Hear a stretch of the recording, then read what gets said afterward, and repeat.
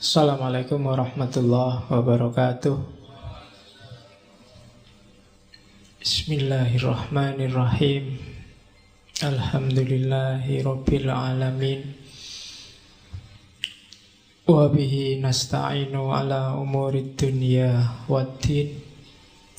Allahumma salli wa sallim wa barik ala habibina wa syafi'ina sayyidina wa maulana Muhammadin wa ala alihi wa ashabihi ajma'in. Amma ba'du. Bismillah, mari kita lanjutkan ngaji filsafat kita untuk sesi bulan ini, ideologi alternatif. Malam ini kita nyampe di Indonesia, Marhainisme. Setelah minggu lalu ketemu Al-Mawardi, hari ini kita ketemu Soekarno. Minggu depan sudah ganti bulan. Ya, jadi biar nggak bosen kita ganti sesi lagi, ganti tema. Yang terbayang di kepala saya minggu depan kita akan ngomong tokoh-tokoh martir. Martir itu kalau bahasa Indonesia ini syahid, syuhada. Yang muncul di kepala saya 4 orang. Tidak tahu nanti realnya siapa saja, tapi sementara yang ada, yang pertama jelas mbahnya filosof Sokrates.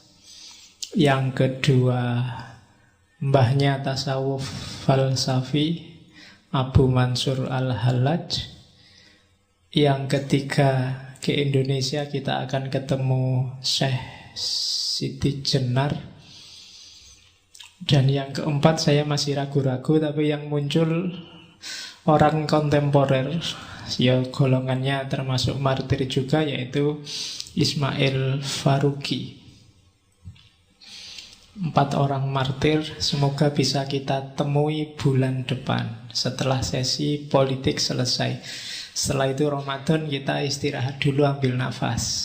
Ya, tidak harus kemurungsung, pelan-pelan. Oke, bismillah. Ya, pengetahuan dikumpulkan dikit demi sedikit, tidak harus dihafalkan, dipahami. Syukur-syukur ada buahnya. Buahnya ilmu itu ya antara lain tulisan. Tapi yang lebih penting dari itu adalah kemanfaatan individual dan sosial. Tapi nomor 1 ya individual dulu. Bereskan dulu dirimu secara individu. Syukur-syukur nanti bisa nyumbang orang lain dan masyarakat dan lingkungan sekelilingmu. Nah, jadi biar tiap minggu ngaji ini gak cuma dapat apalan dan wownya pikiran-pikiran tokoh besar, tapi dari satu sesi kayak gini kalian ambil satu aja hikmah untuk hidupmu sendiri, jadi pedoman. Tidak harus diposting di WA atau di Facebook, tapi ada manfaatnya. Itu bagi saya lebih manfaat. Kita bareng-bareng. Saya juga nyari. Tidak harus kalian. Kadang-kadang jangan salah, di depan kayak gini mungkin lebih banyak improve-nya daripada asli teorinya. Tapi dikit-dikit kan kita dapat hikmah. Kadang-kadang saya ngomong kayak gini setengah-setengah ngantuk, wong capek dari pagi. Keluarnya apa juga kadang tidak kontrol. Tapi dari yang tidak kontrol itu kadang-kadang keluar sesuatu. Oh iya ya, pikiran ini ternyata bisa ditafsirkan gitu loh. Nah, itu enaknya yang ngomong. Kalian lebih enak lagi tinggal duduk sama dengerin. Tidak pakai mikir, tinggal dipilih, difilter yang menurut kalian bermanfaat. Termasuk dari tokoh kita malam hari ini. Tokoh besar, tidak cuma di Indonesia.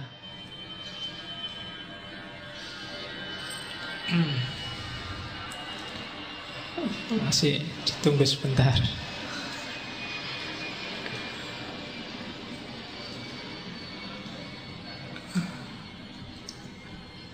Oke. Ada yang belum pernah naik pesawat? Banyak. Kamu kumpulin aja ke Garuda, ke Lion, tiap hari diganggu kok nggak dikasih bonus. Sekali-sekali minta bonus, saya tiap hari terganggu pesawat. Oke. Ya, jadi tokoh kita malam hari ini tokoh besar yang diakui tidak hanya di Indonesia, tapi juga di dunia internasional. Sayangnya Soekarno ini tidak asli Indonesia. Karena Indonesia lahir tahun 45, Soekarno lahir tahun 1902. Loh iya kan? Loh ya, asli Indonesia itu kan lahir ketika Indonesia ada. Wong dia lahirnya jauh sebelum kemerdekaan. Jadi kan dia tidak asli Indonesia. Jangan salah loh, kalau kalian jeli lihat sejarah, menteri-menteri di Indonesia itu yang asli Indonesia yang pertama itu Akbar Tanjung. Yang tahun kelahirannya bulan setelah kemerdekaan, saya lupa bulan November. Sebelum itu kita tidak pernah punya menteri yang asli Indonesia. Semuanya kelahirannya sebelum 17 Agustus 45. Jadi ya Indonesia memang bukan negara yang relatif tua, tapi relatif muda. Meskipun ya sebagai bangsa kita sudah cukup tua. Bahkan ada yang bilang cikal bakal manusia beradab itu dulu pusatnya ada di Indonesia sebelum diobrak-abrik oleh bencana alam. Nanti dibaca tesis-tesis baru yang bilang bahwa Indonesia itu Atlantis lah, Indonesia itu pusat peradaban. Ada yang bilang dulu Nabi Adam itu turunnya di sini. Mungkin itu sehingga ada Adam R itu. Terus ya ada juga yang bilang Nabi Nuh itu terdamparnya di sini. Ada yang bilang Nabi Sulaiman itu dulu ya pusatnya di sini. Dan seterusnya. Ya monggo lah. Kalau tertarik diteliti. Kalau nggak tertarik ya nggak apa-apa. Tapi malam ini tokoh kita bukan tokoh rekaan, bukan tokoh tafsir, tapi tokoh real. Soekarno. Saya tidak tahu pengetahuan teman-teman tentang orang ini seperti apa. Kisah-kisah tentang beliau banyak, baik yang konotasinya positif, atau mungkin beberapa orang punya kisah yang konotasinya negatif. Konotasi loh ya, kalau konotasi itu berarti tafsir. Tapi yang jelas sumbangan beliau banyak dan luar biasa untuk Indonesia, dengan segala kelemahan dan kelebihannya. Kelahirannya tanggal 6 bulan Juni 66. Soekarno sendiri bilang tanggal lahir saya gampang diingat 6 bulan 6. Ada yang bilang sebenarnya dia lahir 1902. Ada yang bilang dia lahir 1901.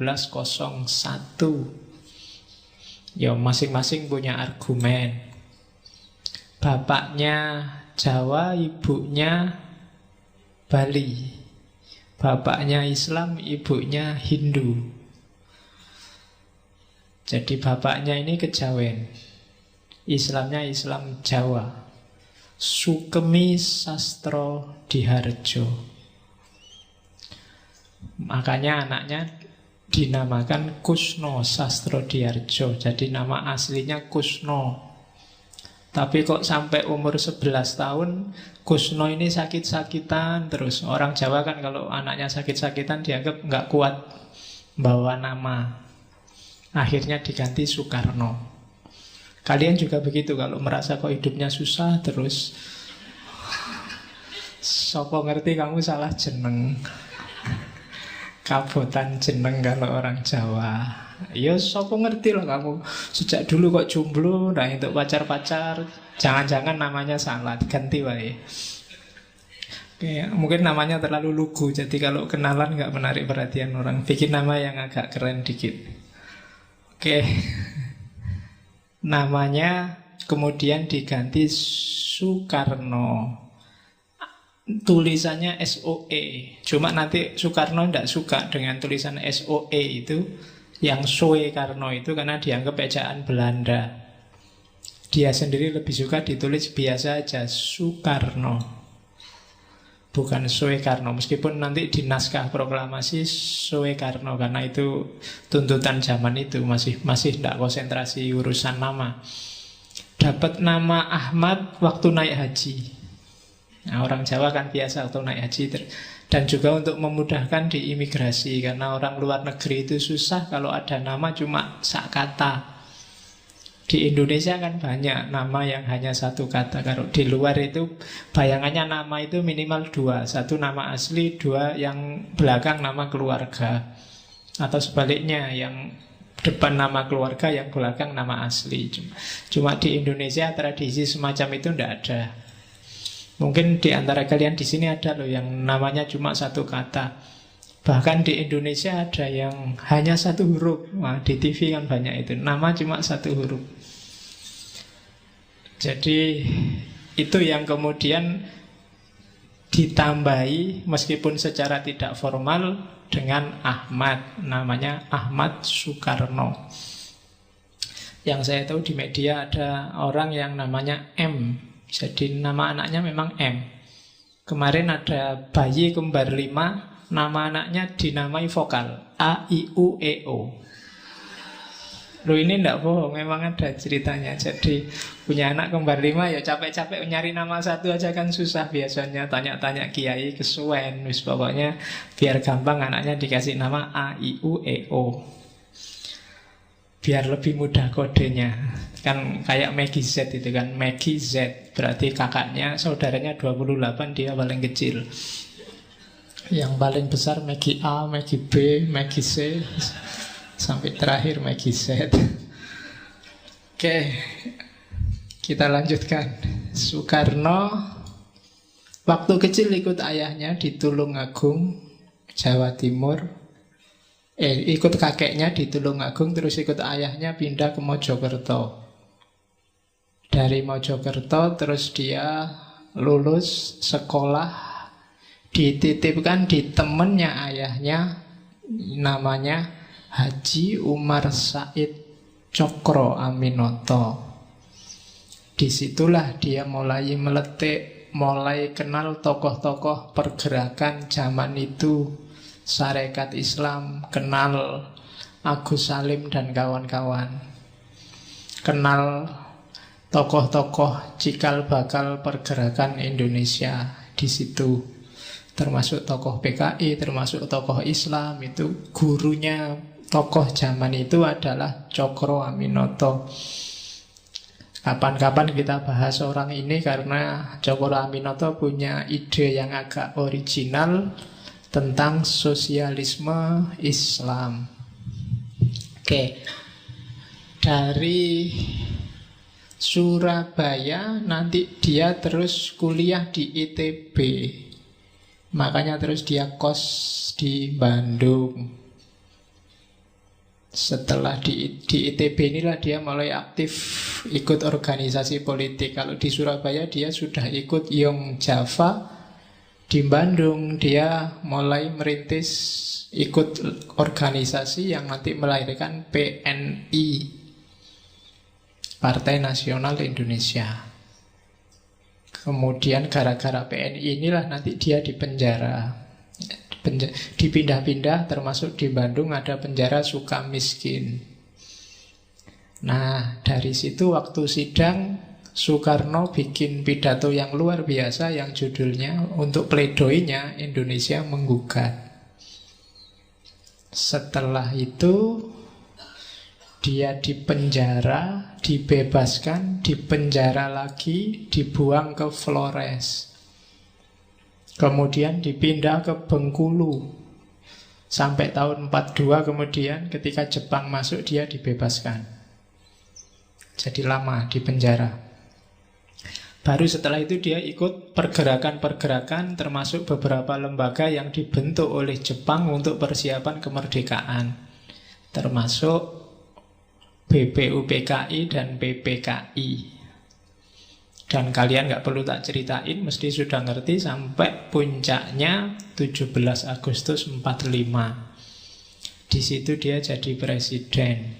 3 bulan kemudian 10 November geger di Surabaya. Terus banyak kasus sampai kemudian ibu kota pindah ke Jogja, semacam-macam, kalian pasti sudah ngerti yang gitu-gitu. Sampai tahun 65 dia geger-gegeran gara-gara konflik dengan Partai Komunis di Indonesia. Dan ceritanya sudah kalian lihat di film-film, nggak perlu saya detailkan. Soekarno dikenal luar biasa, tidak hanya di dunia politik. Sebagai manusia dia juga luar biasa. Menikah sampai 9 kali. Anaknya 10. Menikah 9, anaknya 10. Itu berarti sulungnya lebih dari 1. Terus apalagi ya, istrinya 10 itu waktu dia di Surabaya, anaknya Cokro Aminoto ditaksir dinikahi. Waktu kos di Bandung, ibu kosnya ditaksir. Ya, lo kan terus dinikahi. Dinikahi juga. Terus pokoknya dia terkenal karena memang wajahnya agak ganteng, orangnya juga ngomongnya enak dan pinter. Sudah ganteng, pinter, modalnya besar, uangnya banyak, mesti banyak yang suka. Kebalikannya kalian.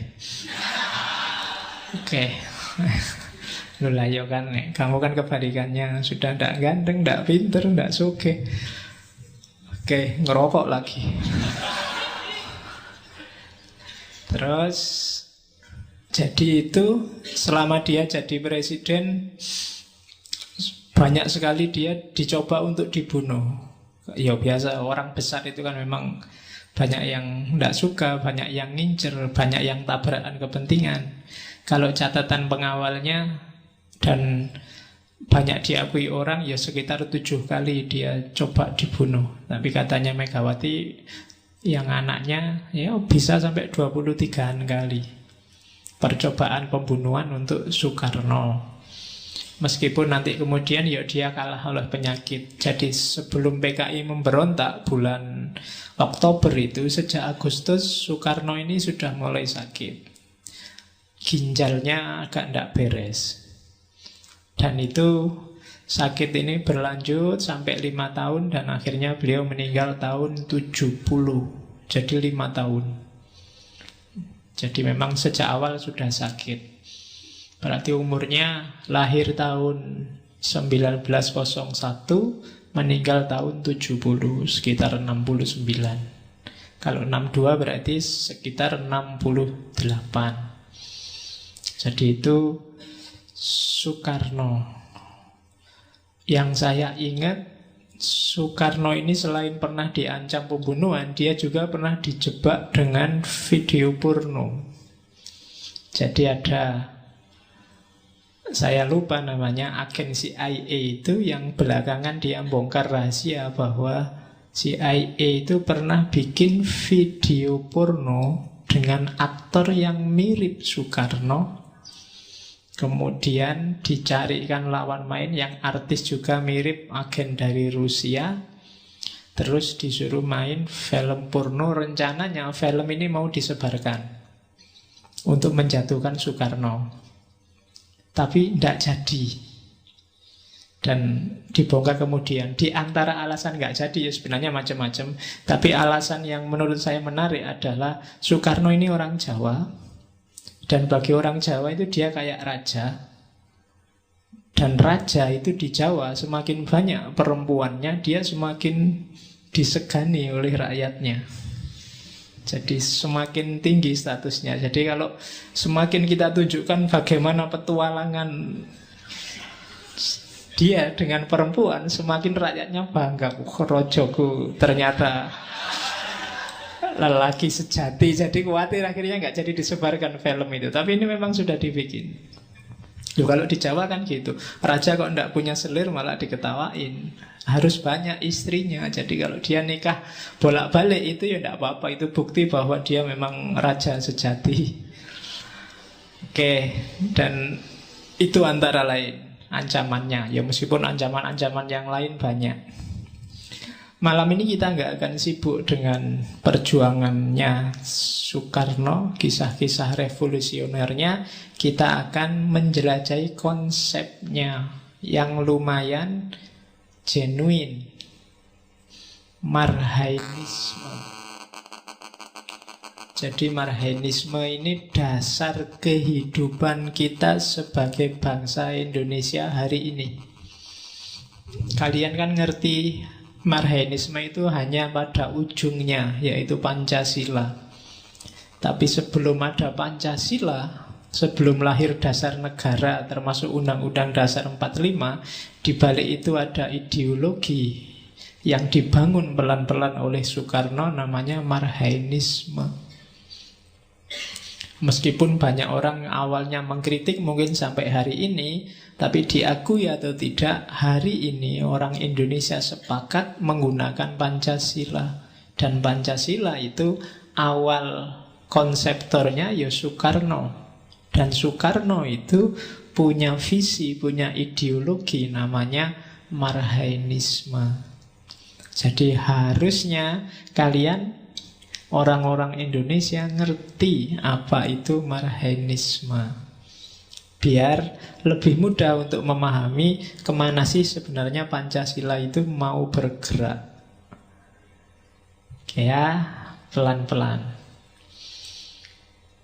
Jadi hari ini kita belajar Soekarno Muda. Karena Soekarno itu ada Soekarno Muda, Soekarno Tua. Soekarno Muda itu pemikir, Soekarno Tua itu politikus. Meskipun nanti di beberapa konsep dia terjebak oleh idealismenya sendiri, sehingga beberapa kali dia blunder secara politik. Yang jelas ngomong Soekarno, jangan lupa 4 karakter pemikirannya Soekarno yang sangat kuat. Yang pertama, kesatuan.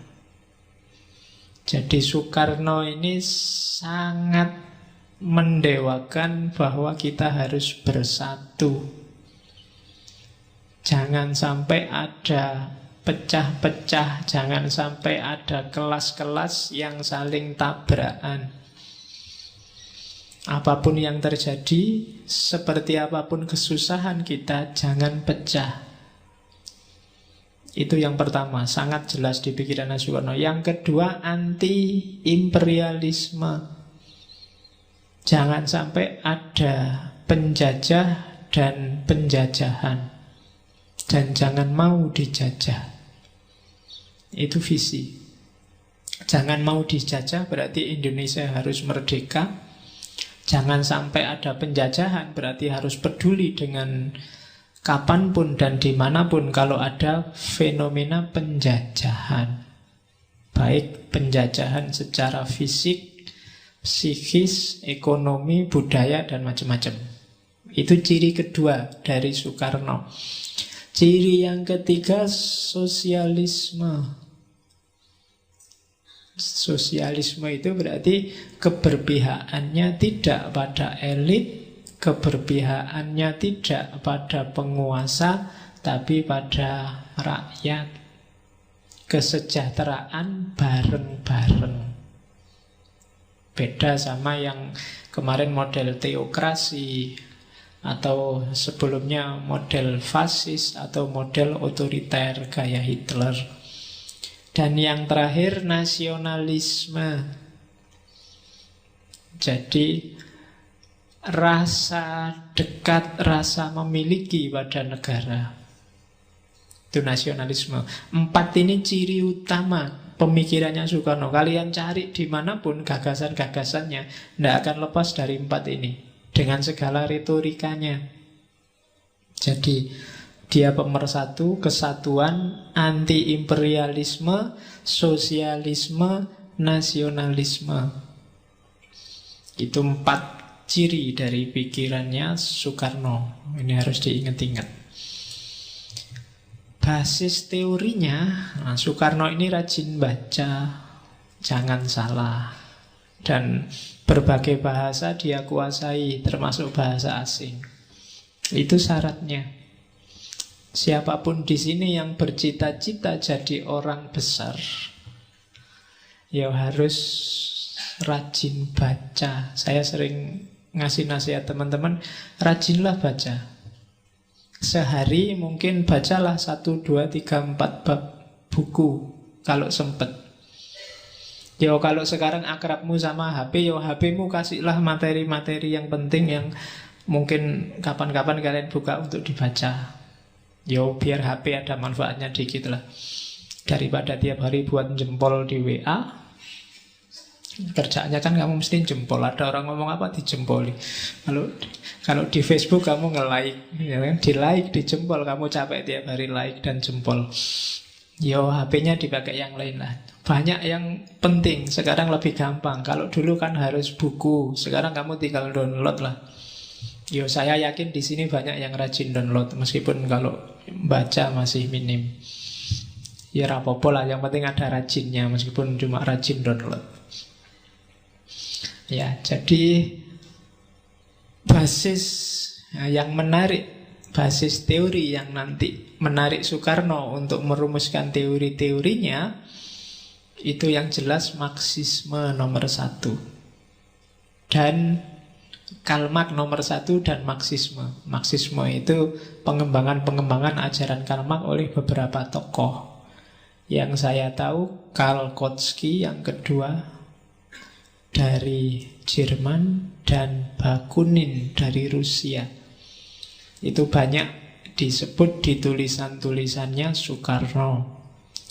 Kalau Karl Marx jelas yang banyak masuk ke Soekarno adalah materialisme historis dialektis. Ini di mana-mana di kuliah-kuliah sudah disebut, tapi saya heran banyak yang masih belum terlalu paham. Jadi materialisme kalau di Marxisme, di sosialisme itu bukan kok terus suka pada yang materi-materi, bukan kok terus cewek matre, bukan kok yang enggak. Materialisme itu lawannya idealisme.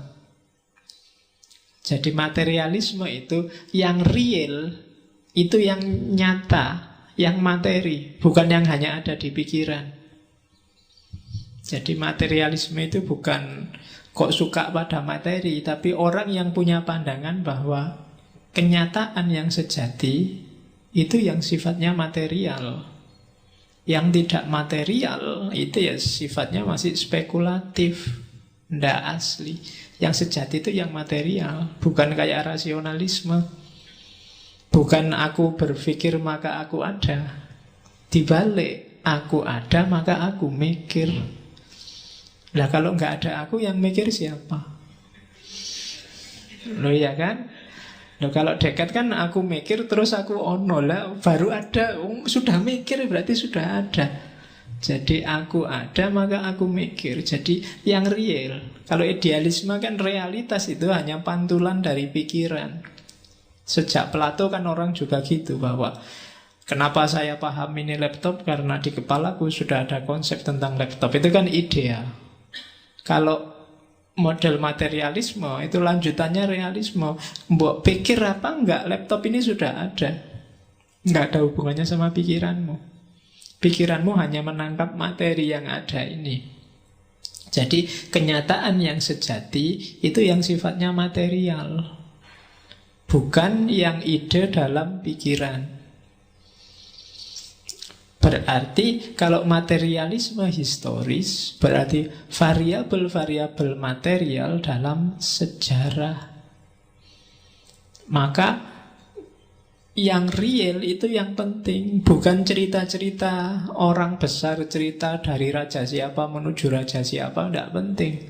Variabel-variabel material sejarah itu tidak cuma tentang raja, tapi juga tentang rakyatnya, tentang orang-orang kecil.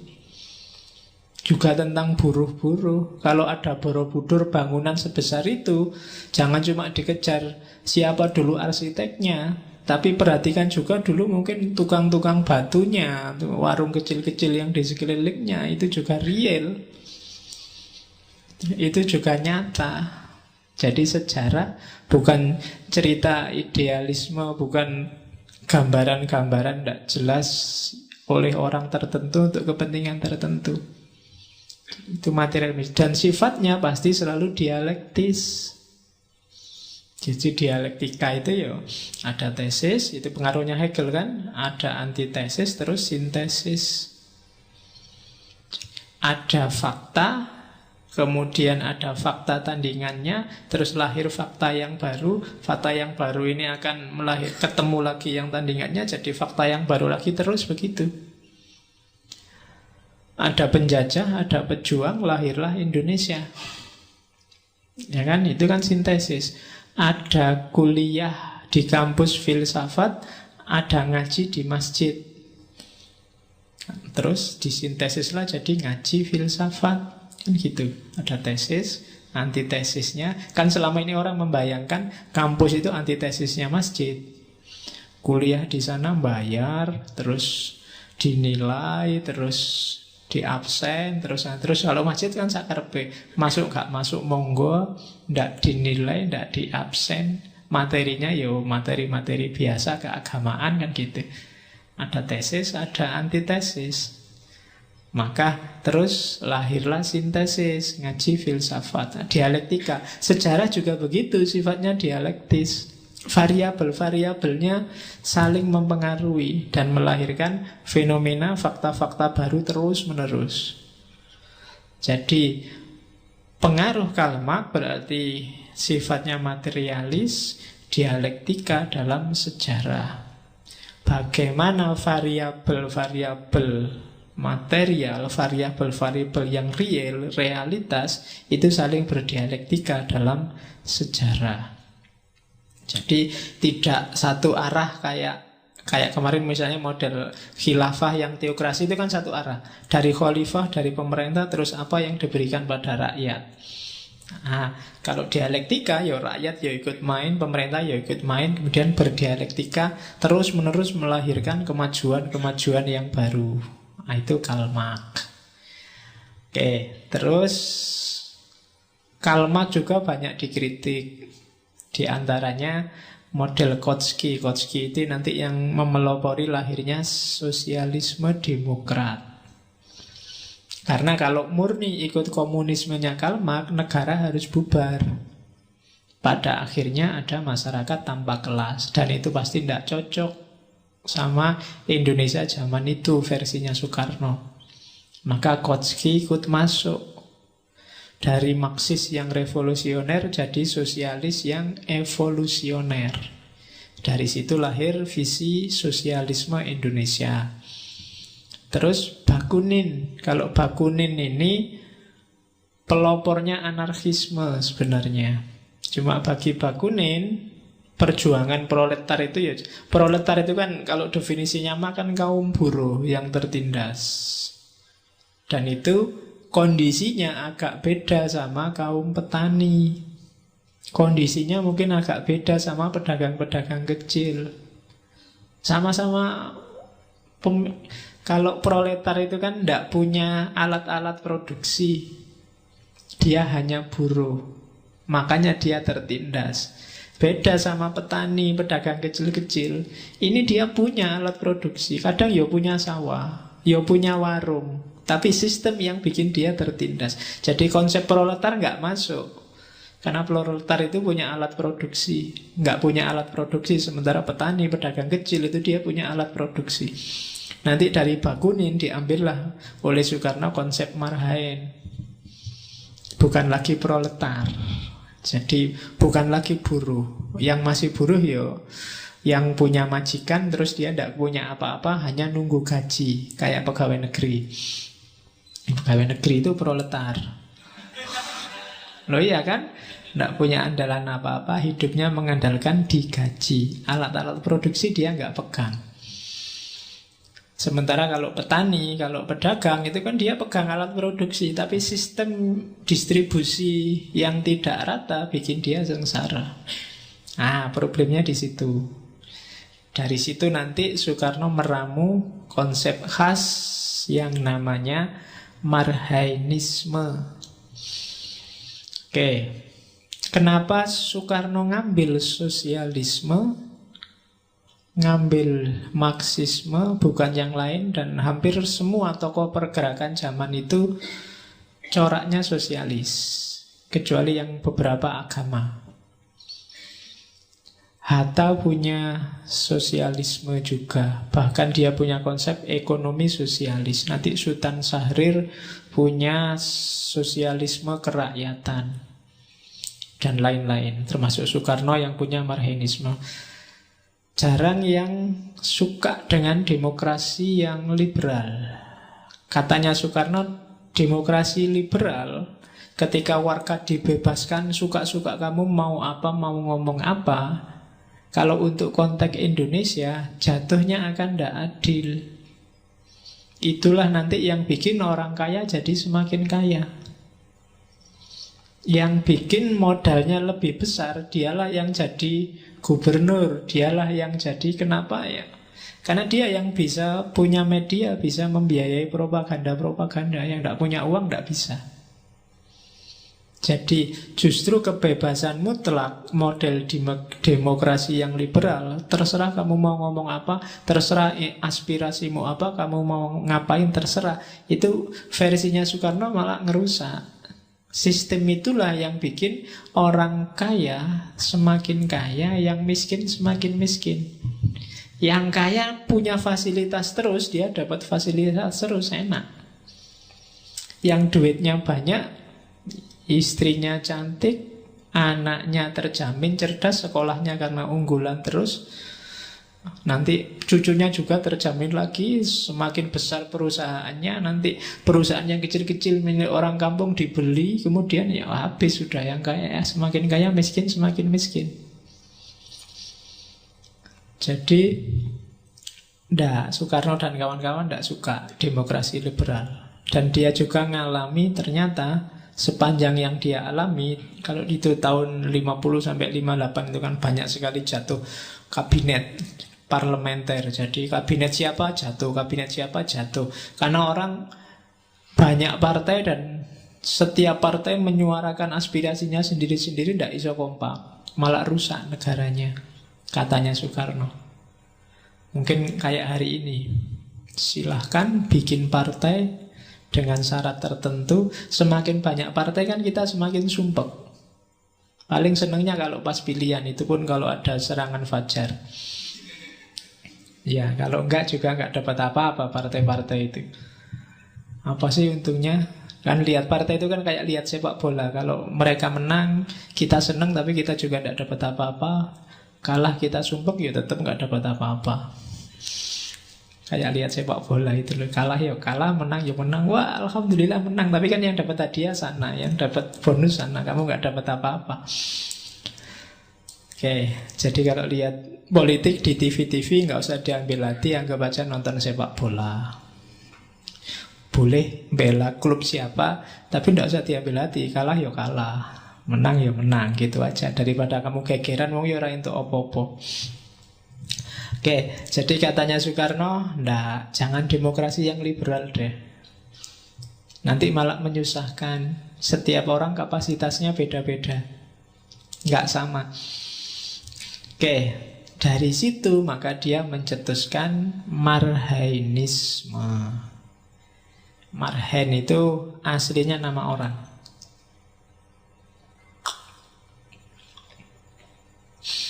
Cuma tidak ada yang tahu, katanya Soekarno. Suatu pagi dia jalan-jalan, naik sepeda, terus lihat ada petani lagi mencangkul. Kelihatannya hidupnya susah.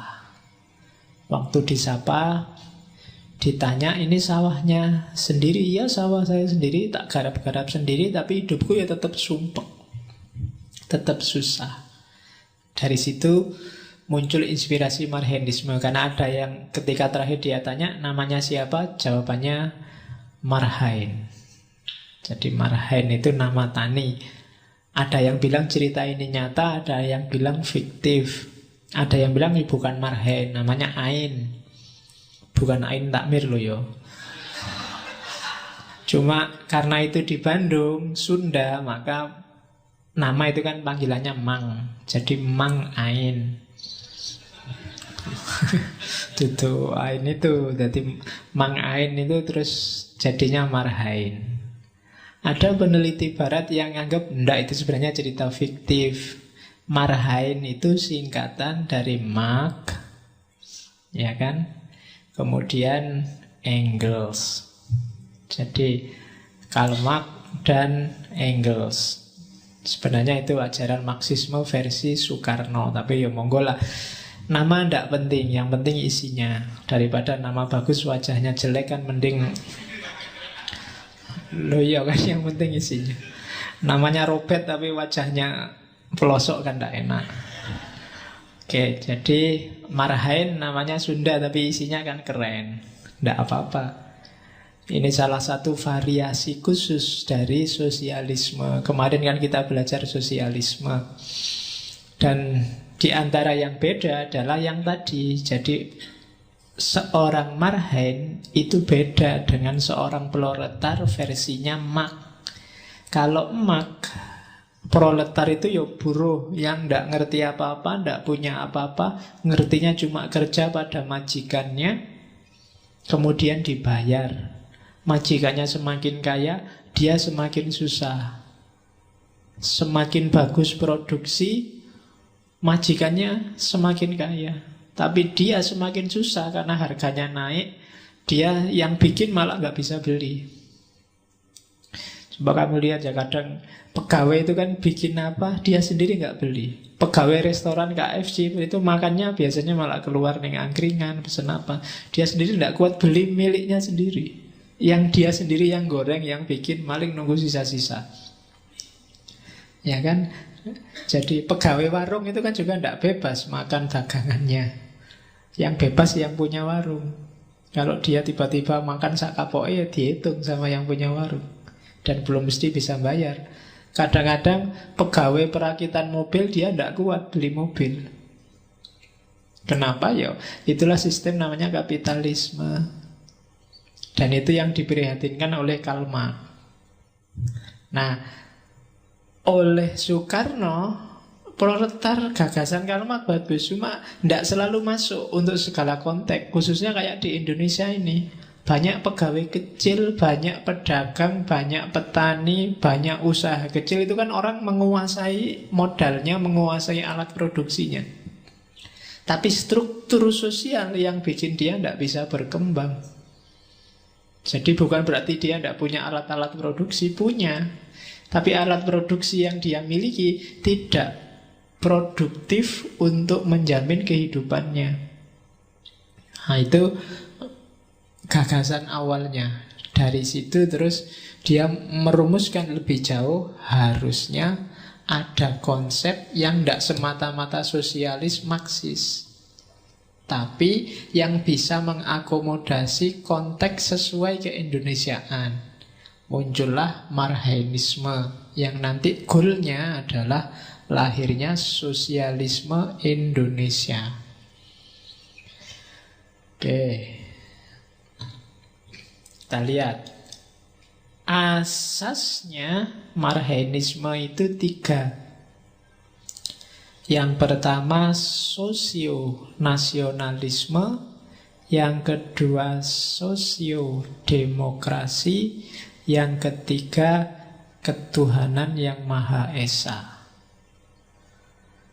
Oke, ya karena ini nanti antara lain yang mengejawantah jadi Pancasila. Jadi sosionasionalisme itu asas yang dipakai saat berjuang. Jadi waktu revolusi, perang, merebut kemerdekaan itu sosionasionalisme.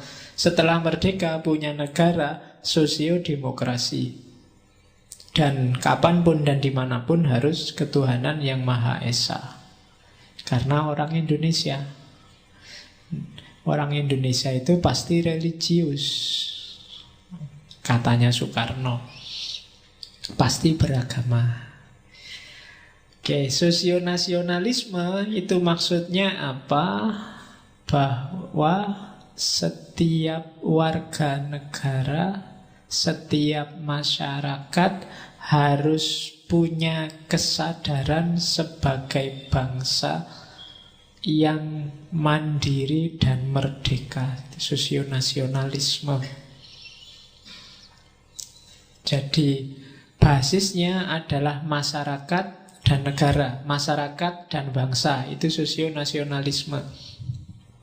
Jadi hidup sebagai masyarakat dan hidup dengan cara sadar sebagai bangsa.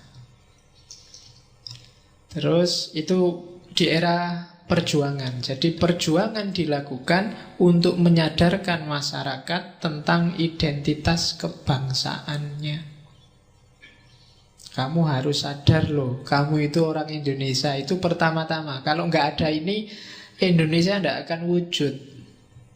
Jadi versinya Soekarno, pertama-tama kesadaran nation, kesadaran kebangsaan harus muncul di tengah masyarakat.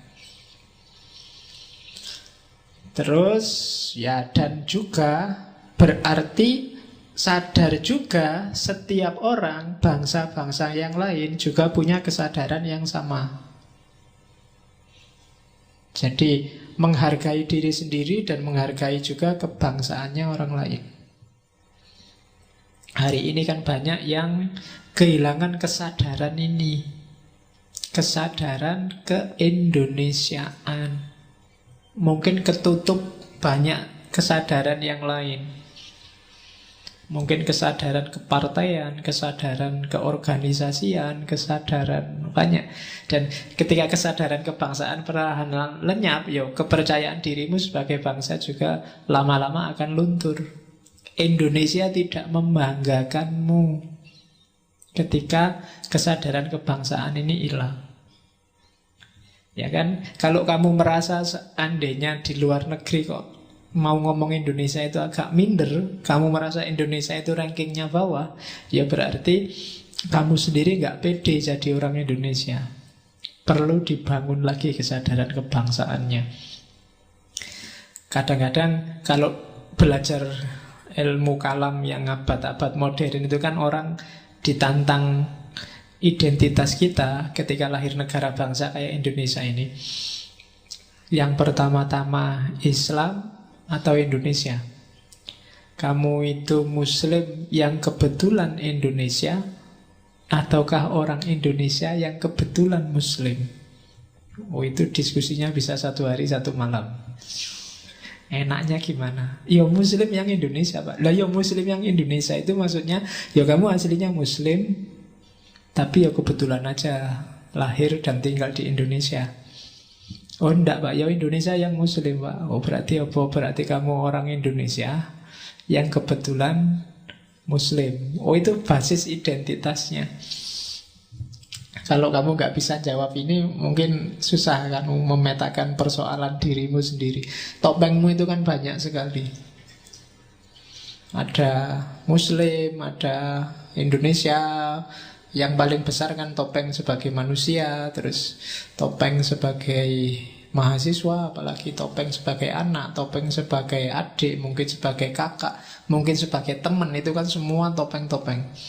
Nah, kamu urutkan ya, topeng yang paling penting apa, terus di atasnya apa, di atasnya lagi apa. Mana lebih penting? Indonesianya, Islamnya, apa organisasinya, apa anaknya, apa adiknya, apa siapa jajal. Nah, kalau Soekarno, nation, kesadaran kebangsaanmu harus dibangun. Setelah itu, kalau sukses dengan ini di era perjuangan, sampai kita pede sebagai Indonesia dan merdeka, baru sosiodemokrasi. Membangun struktur masyarakat yang terbuka, khas demokrasi. Baik demokrasi politik, demokrasi ekonomi, demokrasi sosial, dan lain sebagainya. Jadi setelah sosionasionalisme, ya sosiodemokrasi. Kebebasan berekspresi, kebebasan menyatakan pendapat. Itu fase kedua. Jangan dulu ngomong kebebasan kalau belum merdeka sebagai bangsa.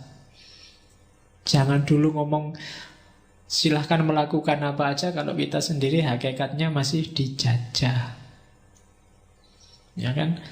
Silahkan beli mobil merek apa aja boleh. Padahal adanya hanya merek itu aja. Itu kan nggak usah ngomong dulu, bebas. Onone mung kuwi. Bebas itu kan ada banyak pilihan, kemudian kita milih salah satu. Kalau pilihannya hanya itu dan kita hanya disediain itu, berarti ya belum bebas. Kita masih diatur oleh yang menyediakan. Nanti ini kalau didiskusikan terus, lahirnya kesadaranmu bahwa sebenarnya kita secara ekonomi, secara budaya masih dijajah. Jadi seolah-olah kamu bebas. Wah, saya bebas loh Pak, mau milih organisasi apa aja, tapi hanya disediain itu aja. Saya bebas milih merek motor apa aja, tapi yang tersedia hanya itu aja. Produsennya hanya memproduksi itu dan kamu tidak bisa memproduksi sendiri.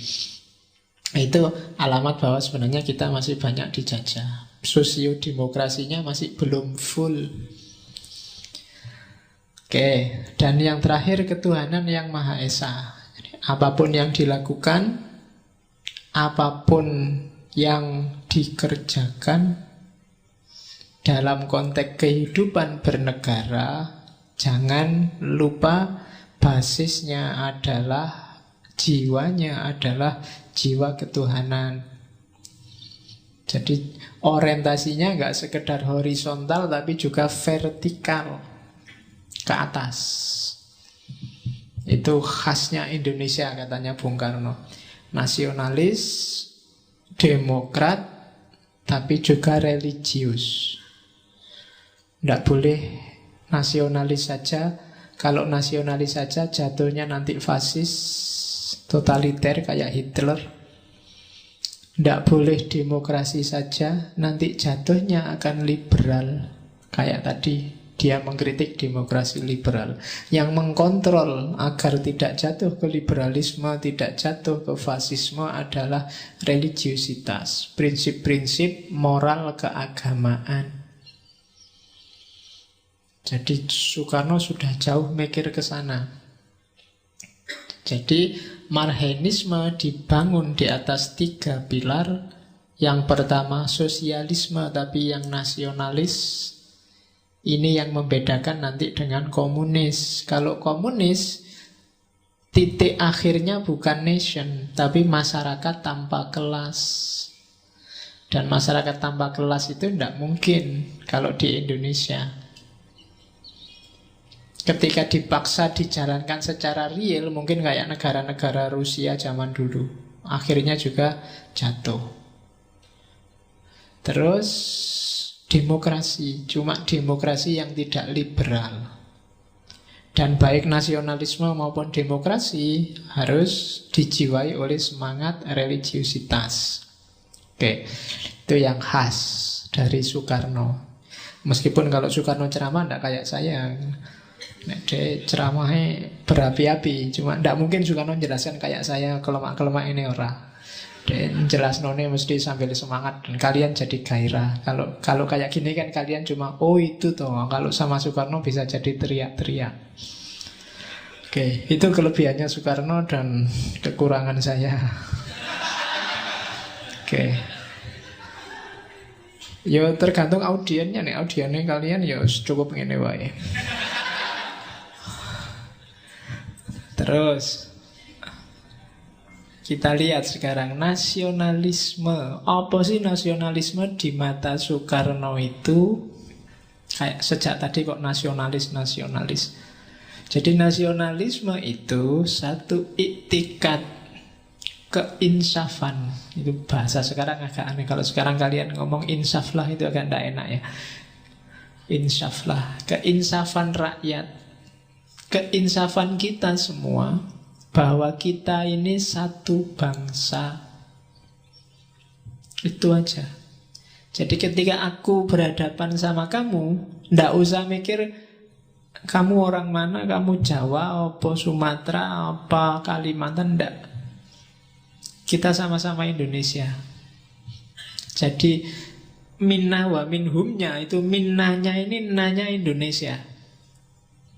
Bukan nah yang mana lagi, pokoknya Indonesia. Kita Indonesia. Jadi ada dikotominya Indonesia dan bukan Indonesia. Itu namanya rasa nasionalis. Jadi kesadaran, keinsafan itu kesadaran. Katanya Pak Karno, cara untuk membangkitkan kesadaran kebersamaan itu yang pertama adalah ingatlah masa lalu kita yang indah. Di masa lalu itu kita jaya, mulai Sriwijaya, Mojopahit sampai kerajaan-kerajaan terakhir Mataram, itu kan kita luar biasa. Itu nenek moyang kita loh, sama. Baik yang pelaut maupun bukan pelaut. Ya, kalau lagu kan yang disebut hanya orang pelaut. Mungkin karena yang nyanyi, yang bikin lagu orang-orang pesisir. Mungkin orang-orang pedalaman, mungkin bukan nenek moyang kita, bukan orang pelaut. Nenek moyang kita orang petani. Nenek moyang kita mungkin yang lain. Tapi katanya Soekarno, indah, masa lalu kita sangat indah, jangan dilupakan. Jangan meninggalkan nenek moyang kita. Kalau kamu menyimpang dari nation, dari keindonesiaan kita, berarti kamu sedang meninggalkan nenek moyang kita. Kita sudah bersama sejak dulu, maka sekarang jangan pisah. Gitu loh. Ingatlah dulu waktu ketemu, kamu lihat apa, sekarang lihat apa. Jadi tunjukkan pada, kalau ada orang yang marah-marah sama Indonesia, tidak suka sama Indonesia, tunjukkan bahwa nenek moyangmu dulu Indonesia, simbahmu dulu tanah airnya di sini, minum air Indonesia, makan dari tanah Indonesia, besar oleh makanan yang ditanam di Indonesia. Tidak usah mikir aneh-aneh. Apa kamu enak apa sama nenek moyangmu kalau mau bikin aneh-aneh di Indonesia? Kita sebangsa loh. Nah, itu yang pertama. Yang kedua, sadarkanlah bahwa sekarang kita banyak masalah. Indonesia ini PR-nya banyak, problemnya banyak, kok malah mau kamu tinggal? Sadarilah kita harus kerjasama untuk menaklukkan masa kini. Kalau hari ini kita gegeran, pecah-pecah, tawuran, jangan mimpi besok akan sukses. Jangan mimpi besok akan indah seperti masa lalu. Nah, itu katanya Soekarno. Jadi, ayo kita sekarang bersatu. Sadar bahwa kita ada di nation yang sama, kita bangsa yang sama, negara yang sama. Kalau Indonesia jatuh, tidak cuma aku, kamu juga jatuh.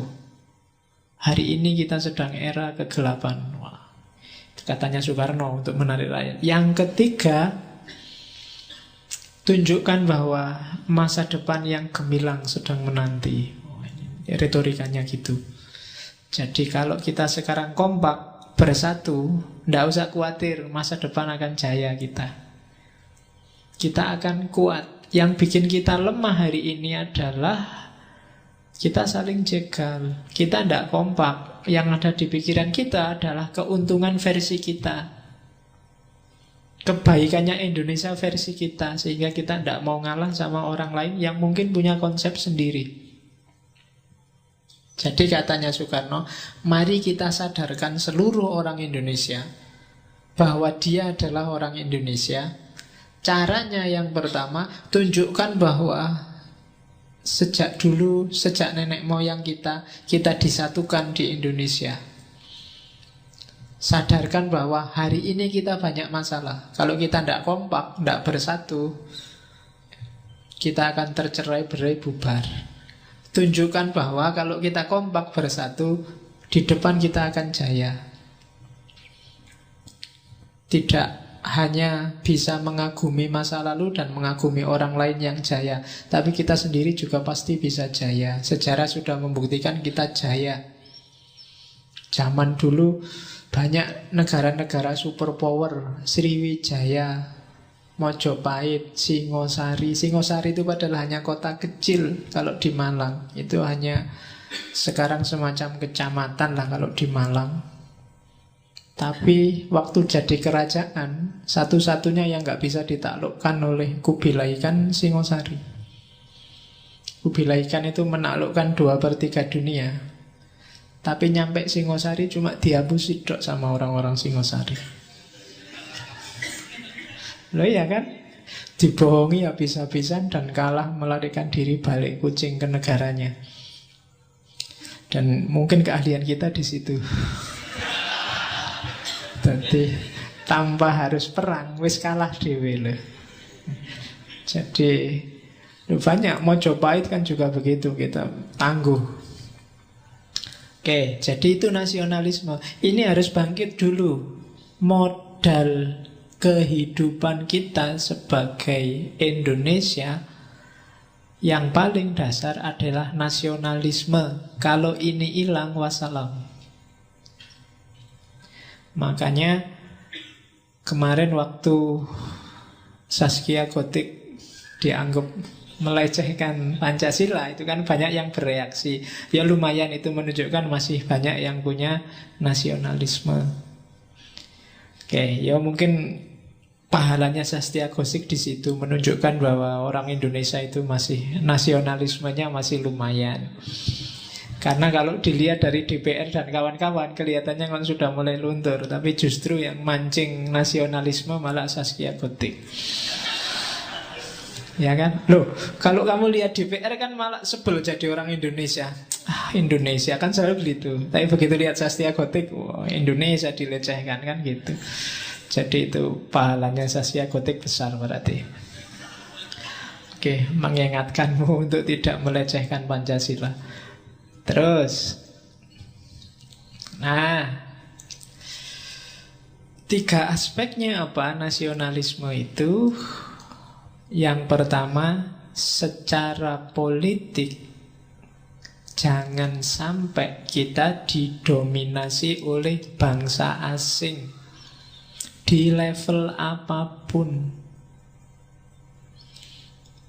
Jadi kita punya identitas sendiri, kita punya jati diri sendiri, tidak harus ikut yang lain. Dan identitas jati diri kita sudah terbukti berabad-abad sukses. Kecuali waktu kita tidak kompak. Suksesnya Belanda menjajah, Jepang menjajah, itu kan sebagian besar kan karena kita tidak kompak. Masih pecah-pecah, yang di dalam gegeran. Mataram itu jatuh karena Amangkurat II yang mulai keteteran melawan saudara-saudaranya, kemudian mengundang Belanda masuk. Sampai kemudian pecah jadi Jogja dan Surakarta. Kalau ndak kayak gitu, mungkin kayak Belanda, Portugis, dan kawan-kawan susah masuk. Jangan dikira meskipun mereka sudah membawa senjata api, membawa mesiu, kalau perang di wilayahnya orang itu mesti menang. Ya karena kita aja yang tidak kompak. Buktinya apa? Waktu orang Jawa ngamuk, ya pontang-panting Belanda, Pangeran Diponegoro. Padahal itu perang cuma 5 menit, 1825 sampai 1830. Iya kan? Mulai jam 6 lebih, setengah 7 sampai setengah 7 lebih 5. Jadi 5 tahun perang Diponegoro itu Belanda rugi habis-habisan loh. Hati-hati sama orang Jawa yang ngamuk. Loh ya kan, itu belum orang Aceh yang ngamuk, belum orang Minangkabau yang ngamuk. Itu pontang-panting. Hanya saja kita tidak kompak. Satu-satunya cara kan untuk ngatasi ngamuknya warga lokal kan diadu sama mereka sendiri. Itu kelemahannya. Jadi di aspek politik harus mandiri, jangan mau didominasi, dihegemoni oleh konsep apapun dari manapun yang tidak selalu cocok sama jati diri kita. Kemudian aspek sosial, kalau bahasanya Bung Karno, sosial politik. Jangan mau dieksploitasi secara ekonomi. Jadi ya ketika ada penjajahan itu kan kita dieksploitasi habis-habisan. Jadi imperialisme itu, penjajahan itu sebenarnya ujung dari kapitalisme. Kenapa Barat itu menyebar kemana-mana untuk jajah? Sebenarnya karena kejenuhan sistem kapital. Karena kapitalisme itu kan modelnya modal yang kaya semakin numpuk semakin numpuk. Dan modal ini kan harus diputer. Kalau diam aja ya tidak ada gunanya. Ketika di negaranya sendiri perputaran ini sudah nggak dimungkinkan lagi berkembang, ya nyari tempat yang lebih prospek. Datanglah dia awalnya ke negara-negara kecil. Jadi awalnya penjajahan itu kan sebenarnya nggak semata-mata jajah. Pertama dia ingin dagang. Kemudian setelah dagang biasanya untuk bisa masuk biasanya mendukung blok-blok tertentu. Misalnya ada raja, ada oposisinya, dia milih nanti pro oposisinya apa pro rajanya untuk membereskan oposisi. Setelah dikasih izin, dibangunlah benteng-benteng, tujuannya untuk dagang. Nah, untuk mengamankan perdagangan ini terus biasanya didatangkan pengawal-pengawal. Kalau Belanda dulu VOC. Disinilah mulai ketika ada militer masuk, pengawal-pengawal masuk, mulailah penjajahan, dimulailah militerisme di situ dan terjadilah perang-perang. Jadi awalnya memang politik, pingin melakukan eksploitasi ekonomi. Maka secara sosial politik harus hindari eksploitasi ekonomi. Yang ketiga kultural. Secara kultural jangan lupakan kepribadian, budaya, kebangsaan kita. Budaya itu manifestasi fisiknya, manifestasi mentalnya kepribadian, keindonesiaan. Itu dulu yang sering diajarkan. Zaman saya dulu ada P4. Saya tidak tahu zamanmu apa masih ngalami itu. Mungkin sudah enggak. Kalian kan paling lahirnya tahun 90-an. Iya, 90-an saya sudah pacaran itu. Oke, zaman itu. Ya mau anggap wis tua ini. Oke, jadi nasionalisme itu secara politik jangan dijajah oleh bangsa asing. Secara sosial jangan sampai terjadi eksploitasi. Dan secara kultural jangan lupa kepribadianmu. Rumusnya 3 itu. Semakin kita didominasi, dihegemani oleh asing, berarti yang non-Indonesia, semakin akan luntur nasionalisme kita. Semakin kita tereksploitasi secara ekonomi, semakin mudah nasionalisme hilang. Kalau kebutuhan perutnya nggak terpenuhi, itu juga susah untuk ngomong nasionalisme. Mikir makan aja nggak nyampe, apalagi nasionalisme. Ya kan? Jadi harus beres dulu. Terus yang ketiga kultural, identitas, kepribadian. Semakin kita lupa dengan kepribadian kita, ya semakin nasionalisme hanya jadi jargon, jadi slogan. Maka politik, sosial politik dan kultural harus beres. Nah, gerakannya sekarang. Tadi kan konsepnya. Konsepnya kalau tahapnya, kalau Soekarno ada 3. Yang pertama tahap nasional demokratis. Yang kedua tahap sosialisme Indonesia. Dan yang ketiga tahap masyarakat dunia baru. Ada yang hilang.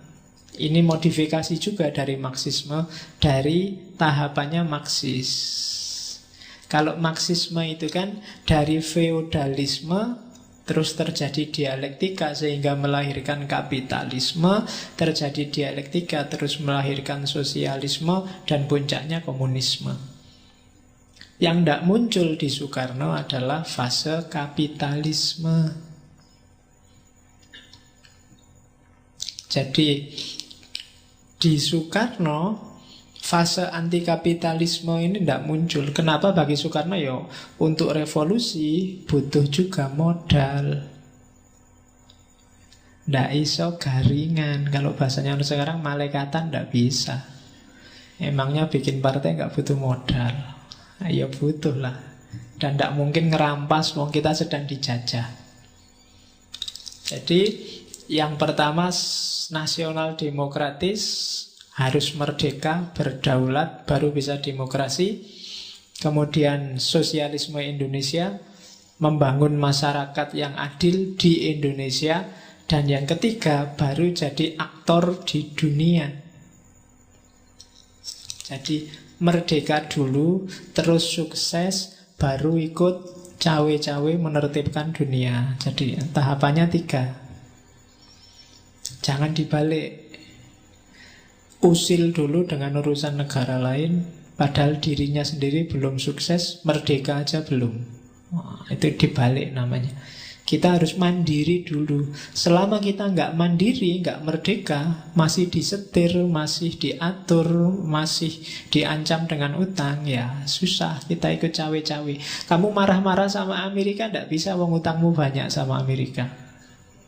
Ya kan? Kamu marah-marah sama wong utang kita banyak, ya marah sama Jepang juga nggak bisa. Marah sama, karena kita tergantung. Maka harus merdeka dulu deh, bebas. Yo, merdeka secara fisik dari penjajah yang vulgar, tembak-tembakan, bunuh-bunuhan, ya kita sudah merdeka. Tapi secara ekonomi jelas belum. Bahkan sekarang secara budaya pun sudah kita pontang-panting pengen merdeka. Lagu yang kamu sukai juga paling yo lagu-lagu yang tidak kepribadian kita. Gaya hidup, model baju, gaya ngomong. Gaya ngomong yang bahasa Indonesia yang baik dan benar juga susah. Ngomongmu sekarang ya bahasa alay, bahasa jomblo, bahasa gaul, bahasa tidak nyambung lagi. Kalau ada orang ngomong pakai bahasa Indonesia yang tertib kan malah lucu. Kamu mesti ketawa kan.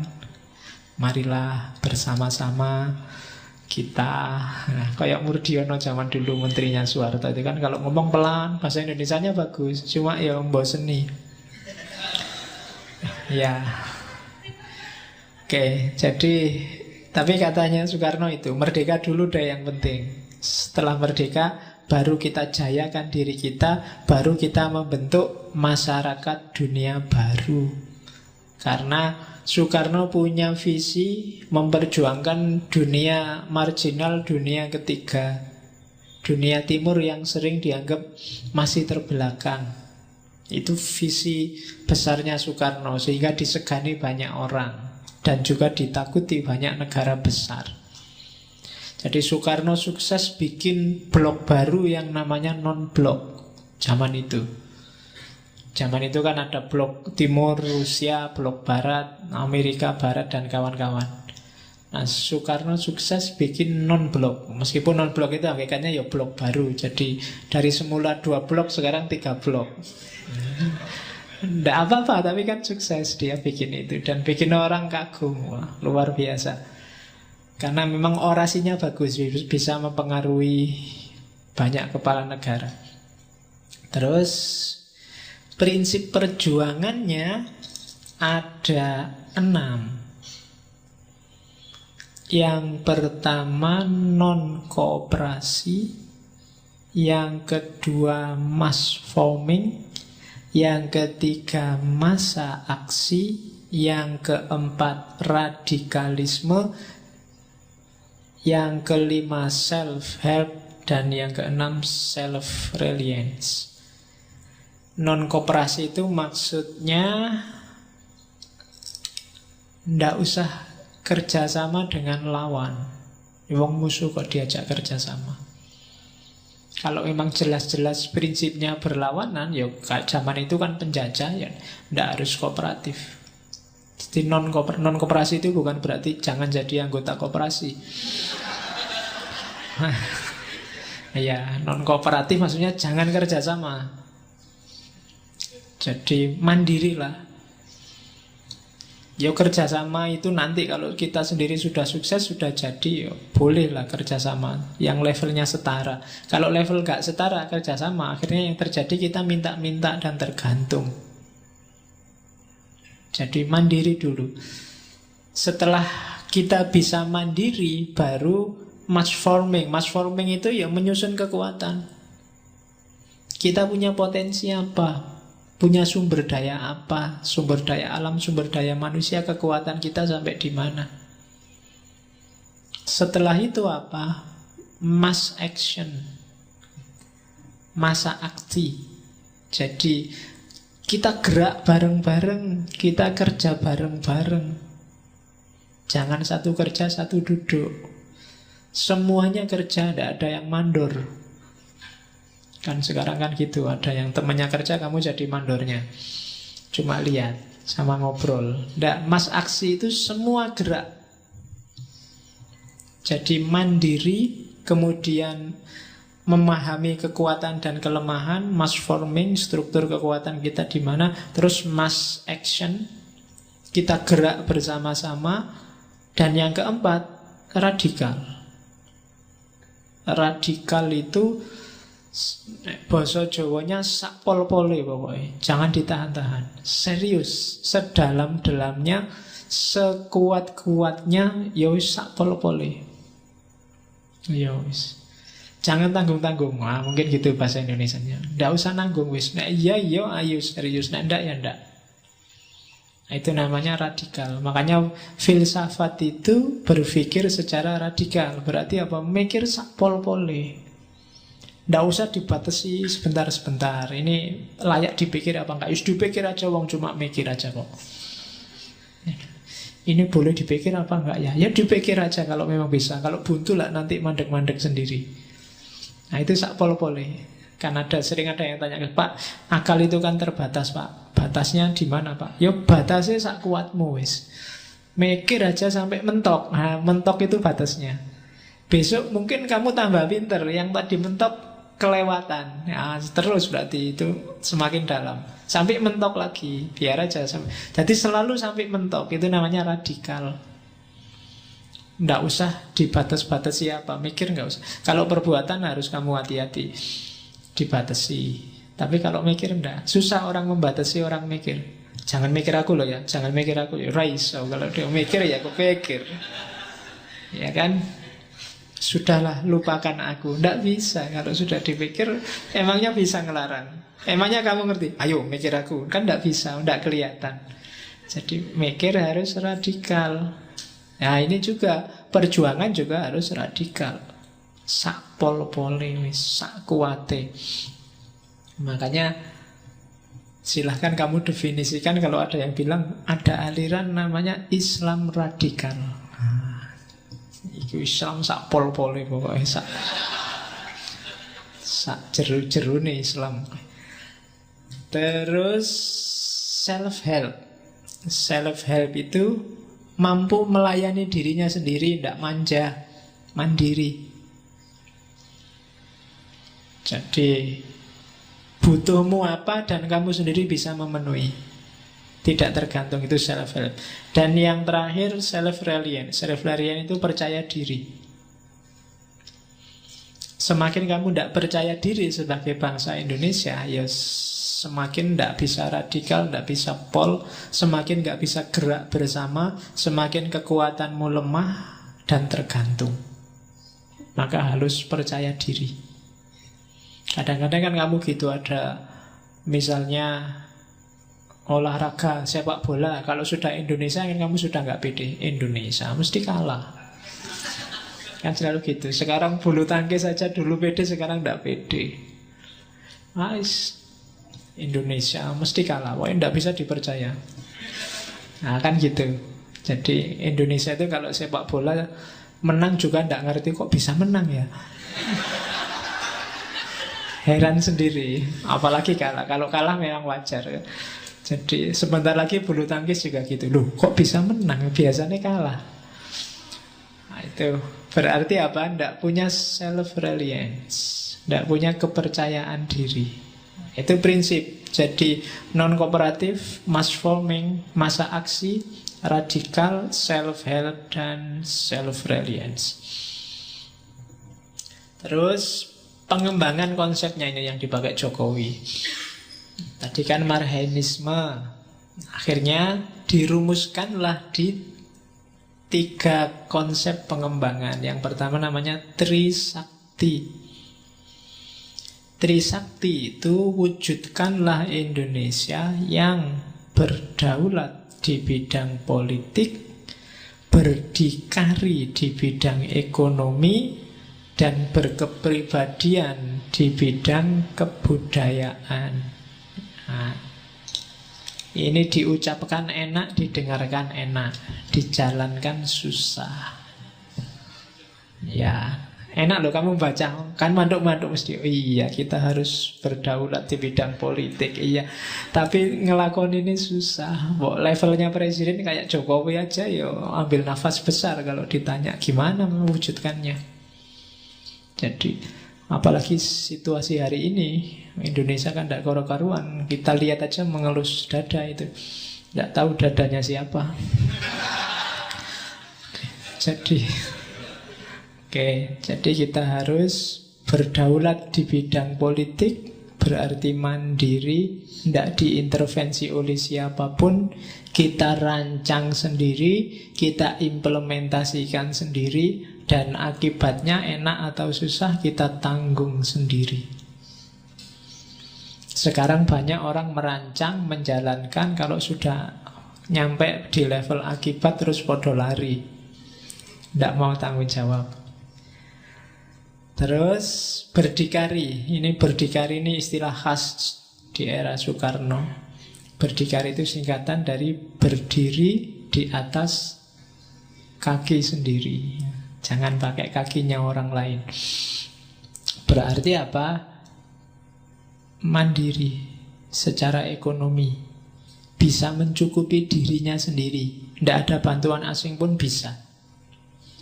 Tidak harus ngimpor pun kita bisa mencukupi. Itu namanya berdikari. Selama kita masih butuh asing, masih butuh yang di luar kita untuk memenuhi kebutuhan ekonomi, berarti kita belum berdikari. Selama masih ada negara asing yang bisa nyetir, bisa ngatur-ngatur kita, yang kita tidak berani bantah, berarti kita belum berdaulat. Dan yang terakhir, kebudayaan yang kita produksi, yang kita hasilkan, itu berkepribadian khas kita. Budaya itu berarti cipta rasa karsa kita. Itu khas Indonesia, bukan khas asing. Yang menurut kita baik dan atau buruk, indah atau tidak indah, itu gaya Indonesia, gaya lokal. Syukur-syukur yang lokal bisa diterima di level global. Jadi logikanya jangan dibalik. Jadi globalkan ya yang lokal, tapi yang lokal jangan hilang. Untuk biar kita tidak tergilas oleh globalisasi. Globalisasi itu fenomena yang tidak bisa dihindari, tapi kalau bisa kita punya prinsip, punya kepribadian.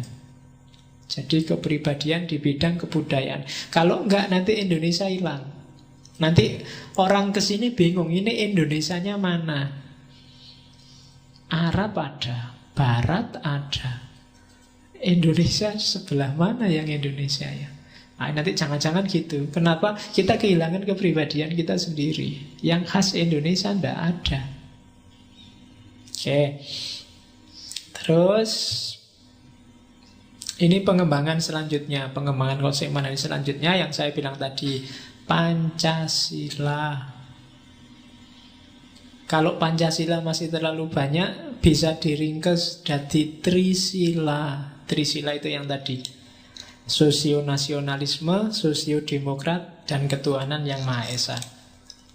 Dan tiga konsep ini kalau masih susah menghafalkannya, bisa diringkas jadi Ekasila, yaitu gotong royong. Kalau gotong royong aja tidak bisa ngafalin ya, Pancasila banyak yang tidak hafal, kadang keliru-keliru, tidak apa-apa, wong 5. Ya diringkas saja jadi 3, Trisila. Ya, kalau Trisila cuma 3. Itu pun kalau masih susah, ya diringkas jadi 1, Ekasila. Kalau 1 juga masih susah, ya setengah lah, gotongnya saja atau royongnya saja. Ya, jadi itu ya nilai-nilai itu saling terkandung. Jadi Pancasila itu ringkesnya ya 3 itu. 3 itu ringkesnya 1. Jadi visi besarnya. Di balik gotong royong itu ada sosionasionalisme, sosiodemokrat, ada ketuhanan yang Maha Esa. Di Di balik tiga itu ada ketuhanan yang Maha Esa, kemanusiaan yang adil dan beradab, persatuan Indonesia, dan seterusnya. Ini pengembangan konsep dari Marxisme dirumuskan secara konseptual jadi Pancasila, Trisila, Ekasila. Oke, terus. Nah, dalam sejarah awalnya Marxisme ini diikuti oleh 3 partai. Yang pertama PNI, yang kedua Partai Kedaulatan Rakyat, dan yang ketiga ada partai judulnya Partai Indonesia. PNI lumayan panjang ceritanya, kalau PKR dan PI itu agak singkat. Tapi 3 partai inilah yang secara eksplisit menyebut asas partainya adalah Marxisme. Ya belakangan ada partainya Sukmawati itu juga partai Marxis. Meskipun di pemilu-pemilu terakhir kan kalah, sekarang hilang lagi. Ya, jadi Marxisme di era-era awal itu jadi basis dari 3 parpol ini. Meskipun beda-beda cara mendeskripsikannya, secara umum visinya sama. Jadi yang sama dari 3 itu, yang pertama adalah sosialisme Indonesia, anti kapitalisme, anti imperialisme. Jadi imperialisme itu yang saya bilang tadi, sebenarnya ujungnya dari kapitalisme. Jadi masyarakat sosialis Indonesia yang anti penjajahan dan eksploitasi ekonomi. Terus menolak hak milik pribadi atas alat-alat produksi yang vital. Bukan alat-alat vital yang produksi ya. Alat-alat, maksudnya alat-alat. Iya, mulai ngantuk ini mesti. Jadi alat-alat produksi itu ya sumber daya ekonomi, kayak PLN, kayak irigasi yang besar itu ya harus negara. Karena itu untuk hajat hidup orang banyak. Ya, jadi kepentingannya orang banyak, bukan dan itu hajat besar, bukan hajat kecil. Nah, listrik itu kan penting. Banyak kan BUMN itu kan rata-rata yang diopeni harus hajat-hajat besar. Jangan sampai dijual ke asing. Karena itu kepentingan orang seluruh Indonesia. Terus ya kalau ngomong hajat kecil, Soekarno itu ceritanya pernah waktu pulang dari Vietnam di pesawat, dia kebelet pengen kencing. Pesawatnya nggak ada tempat kencingnya. Akhirnya nyari lubang di pesawat. Ya, terus kebetulan ada lubang itu, terus dia kencing di situ. Cuma yang namanya pesawat, ada lubang kecil aja kan anginnya besar. Akhirnya kencingnya balik. Jadi ada cerita Soekarno, jadi satu-satunya presiden, kalau di internet kamu cari ya, satu-satunya presiden yang pernah mandi air kencing itu Soekarno. Itu yang bikin dia pinter. Oke, ya kan. Terus jadi alat-alat produksi yang vital, itu tadi ketemu vital lagi, harus jadi milik negara. Yang keempat, keinginan agar rakyat marhain memegang kendali pemerintahan. Jadi rakyat marhain itu bukan berarti terus hanya yang miskin saja tadi loh. Tapi orang-orang yang punya visi marhainis, punya kepedulian pada orang kecil. Usahakan itu yang pegang kendali pemerintahan. Bukan orang-orang yang ambisius, yang mikir kebesaran dirinya sendiri atau kebesaran partainya. Ya meskipun ini sebenarnya bahasa-bahasa jargonal, setiap partai nanti akan bilang bahwa kita membelain rakyat. Ya rakyatnya ya anggota partainya sendiri. Terus mengusahakan agar lahir ciri masyarakat yang marhainis, yaitu gotong royong, sama-sama makmur, sama-sama susah kalau memang susah. Kalau bahasanya Soekarno, sama rasa, sama rata. Kita kalau susah ya susah bareng-bareng, kalau seneng ya bareng-bareng. Terus perjuangan menentang kapitalisme dan imperialisme. Tidak cuma di Indonesia, tapi kalau bisa di seluruh dunia.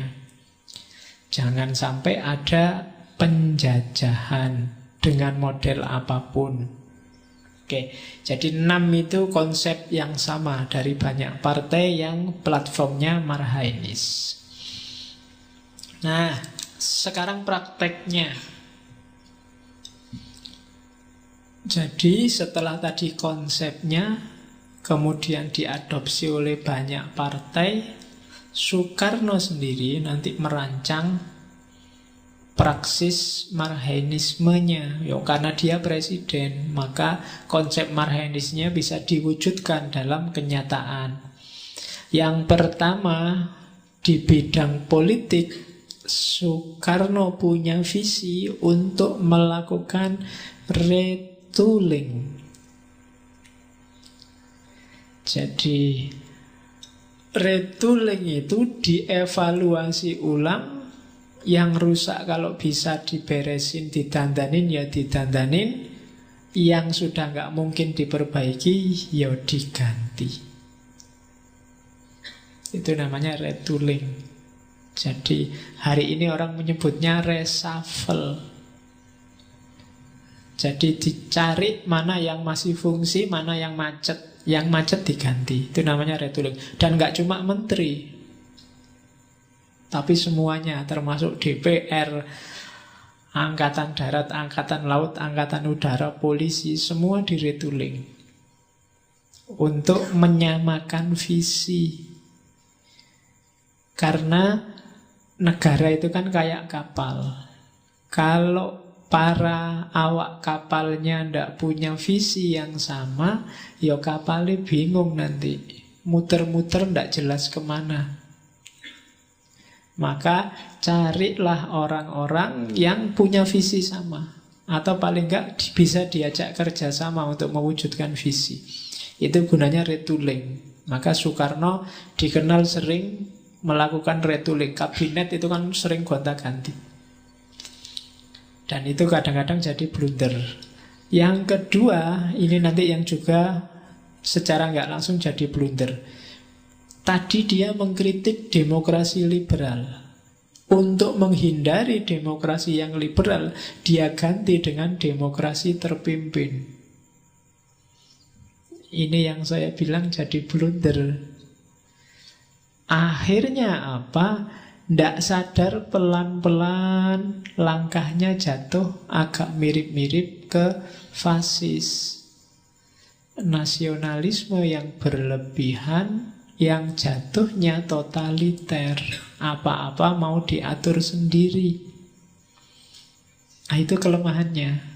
Tapi itu karena saking cintanya mungkin dia pada Indonesia, dia ndak rela Indonesia jadi liberal, terus dia kasih alternatif tawaran demokrasi terpimpin. Oke, yo nanti dia punya banyak konsep untuk demokrasi terpimpinnya. Meskipun beberapa kelihatan jadi blunder, termasuk membubarkan partai-partai yang tidak sevisi dengan dia. Dan penyederhanaan kepartaian dengan bikin undang-undang pemilu yang baru. Itu wajar kalau ini. Terus di bidang ekonomi juga begitu. Retooling alat-alat produksi dan alat-alat distribusi. Sama. Jadi dicek lagi semua kebutuhan masyarakat apa, yang menguasai kebutuhan itu siapa, Sudah cocok apa belum, apa yang harus dilakukan dan jangan dilakukan, dan seterusnya. Itu namanya retooling. Terus dasarnya pasal 33, kepentingan bersama, kepentingan negara. Kemudian sama kayak tadi, bahwa segala yang penting harus dimiliki oleh negara. Termasuk itu di situ disebut yang terakhir itu hak eigendom. Hak eigendom itu hak mutlak atas tanah. Jadi ini sebenarnya KUHP-nya Belanda. Jadi ada namanya hak mutlak atas tanah itu, yang kalau saya punya tanah itu mutlak 100% milikku, negara nggak bisa otak-atik. Itu namanya hak eigendom. Misalnya negara, di sini mau dibikin pembangkit listrik untuk kepentingan semua orang, tanahmu harus diambil. Kalau tanah itu labelnya adalah eigendom, kalau saya menolak, nggak bisa negara intervensi. Nah ini di-retooling, dihapus zaman Soekarno. Tidak boleh ada yang kayak gitu. Kalau negara butuh dan itu untuk kepentingan orang banyak, ya harus dikasih. Entah ganti rugi, entah ganti untung. Kadang-kadang kan ada yang diganti malah untung. Jadi itu namanya hak eigendom. Termasuk nanti ya pengaruh-pengaruhnya konsep Marxis Rusia, Marxis Cina, ada namanya land reform.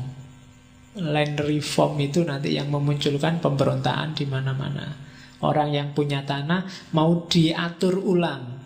Orang maksimal punya berapa tanah, akhirnya yang sisanya dibagi-bagi, harusnya miliknya siapa, dan seterusnya. Itu namanya land reform, reformasi tanah. Dan itu sehingga tuan-tuan tanah yang tanahnya luas nggak terukur itu akan terbatasi, sisanya nanti negara yang ngatur dikasih siapa. Ini yang bikin rame, bikin gegeran. Itu bidang ekonomi. Bidang sosial, ya kayak tadi, memantapkan 5 kesadaran. Kesadaran nasional, kesadaran bernegara, kesadaran berpemerintah, berangkatan perang, kesadaran sosial. Tujuannya apa? Parameternya apa? Semangat persatuan, semangat gotong royong, dan semangat, bahasanya Soekarno ini ya, holubis kuntul baris. Kuntul pakai U. Itu nama burung. Ya, jadi ya itu kerja yang sama rasa sama rata, itu holubis kuntul baris. Jadi ya kayak kuntul baris itu kan geraknya bareng. Jangan yang satu ngangkat pakai tangan 2, yang satu pakai 1 jari. Itu namanya ndak holubis kuntul baris. Yang satu capek luar biasa keringetan, yang satu ndak keluar keringat satupun. Itu ndak holubis kuntul baris. Jadi harus bareng-bareng, bersatu, gotong royong. Jadi ya nanti, ya kalau ini bagus kamu bikin jargon, kamarmu tulisan besar-besar itu holubis kuntul baris. Nah, itu. Capek bareng, seneng juga bareng-bareng. Terus kalau di bidang mental kebudayaan, ya kayak tadi, fokusnya kepribadian. Jangan sampai terintervensi oleh asing sehingga kepribadian kita hilang. Dan jangan salah, istilah revolusi mental itu munculnya tidak diawali oleh Jokowi, tapi di teks-teksnya Soekarno juga ada kalimat bahwa revolusi Indonesia itu bukan hanya revolusi material, tapi juga menyangkut revolusi mental. Bukan mental loh ya, mental. Kalau mental itu kan nggak jadi. Jadi kalau sudah diusahakan bolak-balik kok nggak sukses revolusi mentalnya, berarti nanti revolusi mental nggak jadi. Terus kreativitas harus dihargai. Kalau tidak dihargai ya orang tidak akan mau kreatif. Apalagi sebelum kreatif sudah dimarahin. Nah itu tidak.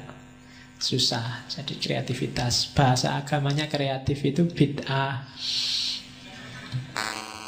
Tuh ya kan bahasa agamanya bid'ah. Cuma kan bid'ah yang tidak boleh kan dalam ibadah yang mahdoh. Di luar ibadah bid'ah itu sunnah, kamu harus kreatif. Secara politik, secara ekonomi, secara budaya harus kreatif. Semua yang jadi judulnya ngaji filsafat itu kan semua bid'ah, hasil kreasi para filosof. Kalau enggak, ya bid'ah itu kan bahasa ilmiahnya namanya inovasi. Jadi kita harus sering-sering melakukan bid'ah. Kalau enggak ada bid'ah, kita akan terus jadi follower, ya kan? Bukan trendsetter. Nah, untuk jadi trendsetter kita harus bid'ah. Oke, terus bidang keamanan ini tidak usah dipertanyakan lagi. Soekarno adalah panglima besar. Jadi dia sangat care dengan keamanan. Termasuk zaman itu ada namanya wajib militer. Khususnya untuk kalian yang muda-muda yang sekarang diangkat mau diwacanakan lagi. Hati-hati kalian yang biasanya bangun siang, males-malesan, tidak kuat jalan kaki sebentar. Nah, itu besok kalau wamil pontang-panting mesti. Jadi mulai sekarang latihan fisik, sopo ngerti ada wamil. Jadi wajib militer itu semua laki-laki biasanya yang sehat akan diwajibkan. Kalau di Korea itu ada sampai 2 tahun. Bayangkan kamu 2 tahun off dari peredaran untuk latihan militer. Nah itu susah, kamu tidak boleh bawa laptop, tidak boleh bawa smartphone, tidak boleh bawa suruh latihan militer. Nah itu untuk bela negara. Sopo ngerti kita perang, terus kurang tentara, ya kalian yang maju. Loh ya kan gitu visinya. Makanya kalau nggak pengen wamil, ya jangan ngamuan biar nggak perang. Kalau perang ya, kalau tentaranya kurang, yang maju kan harus rakyat.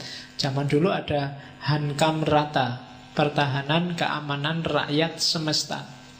Jadi semua rakyat itu wajib bela negara. Ya, itu zaman dulu. Terus di antara yang jadi programnya Soekarno untuk bidang keamanan adalah menerima kembali mereka yang dianggap memberontak. Zaman Soekarno kan banyak terjadi pemberontakan, mulai DITII, BRRI, dan lain-lain. Itu ada program untuk menerima kembali. Sudahlah, kemarin mungkin khilaf, sekarang diterima sebagai warga negara kembali.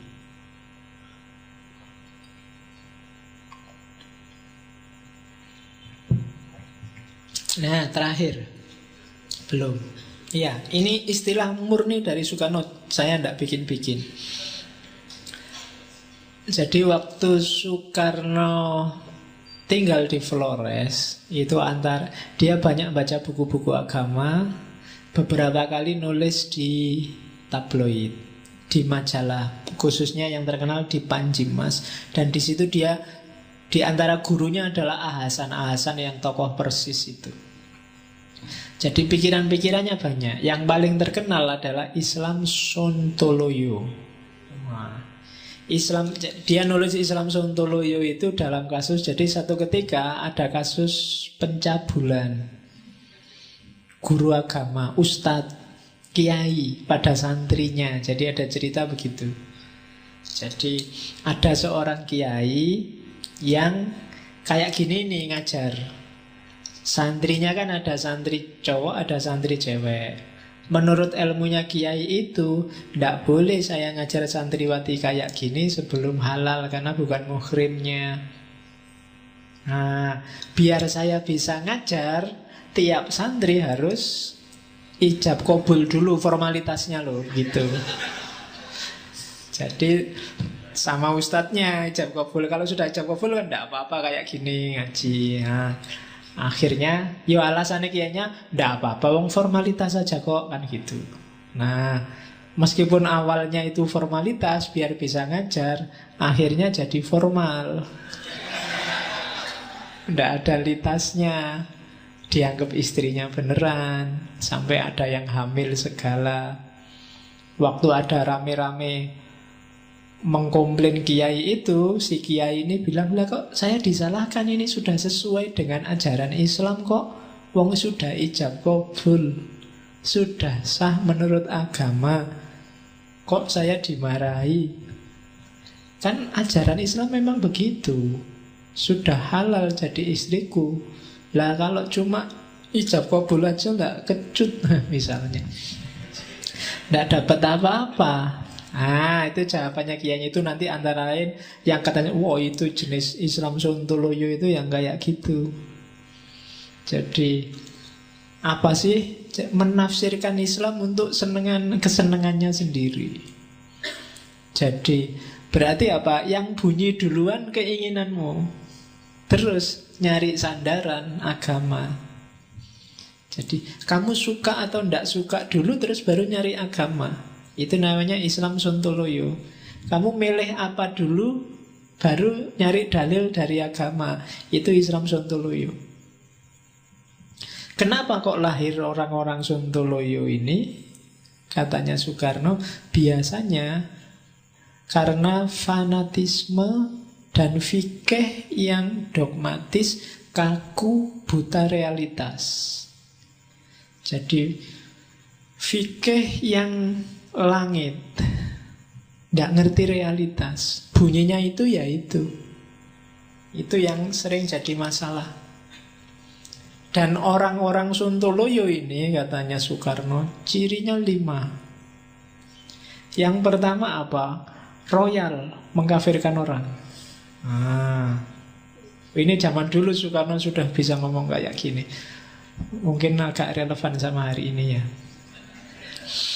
Sekarang berarti banyak Sontoloyo hari ini. Jadi apa? Sidik-sidik orang dianggap kafir kalau nggak cocok sama dogmanya dia yang kaku tadi. Terus yang kedua, taklid buta, nggak ngerti apa-apa, kayak pinter-pinter agama. Dasarnya padahal cuma taklid.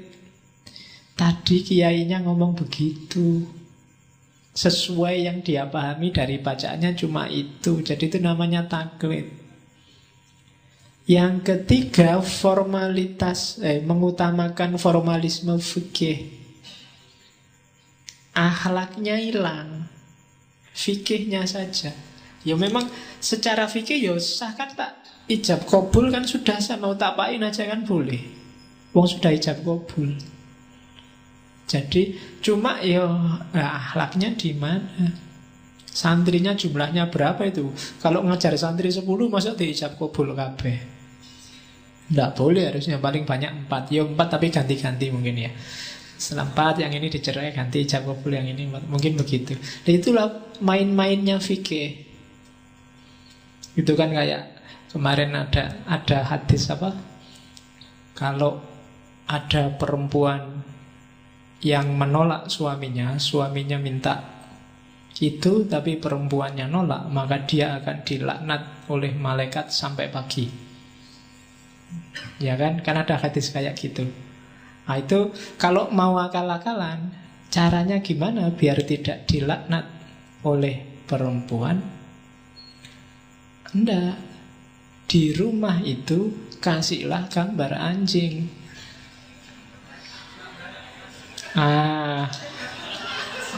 Loh, iya, kalau ada gambar makhluk hidup di rumahmu, apalagi gambar anjing, malaikat tidak akan masuk. Loh iya kan?